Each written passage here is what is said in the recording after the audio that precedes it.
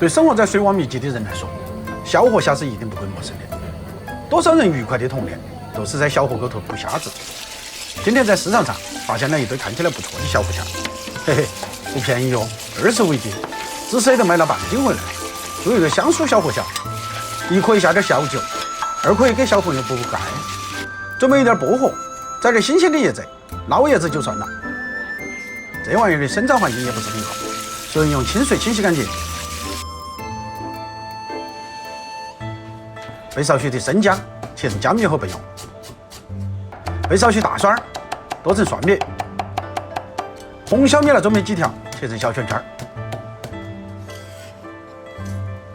再备少许的青耳荆条切成颗粒后备用，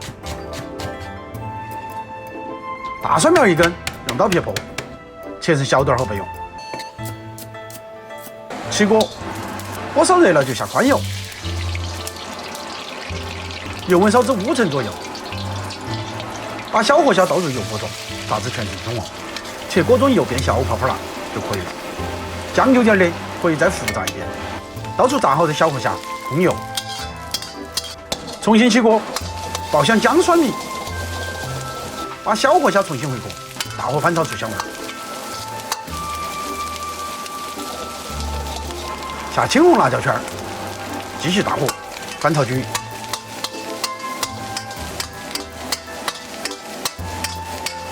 调入盐、白糖、味精，少许翻炒，淋上少许梅吉馅儿，撒上一把蒜苗、薄荷叶，大火翻炒均匀，美味即成。人呢，一旦到了某个年纪，就不再会以自己为中心，要考虑家庭成员的感受，比如吃不吃得了海鲜，比如吃不吃得了辣椒。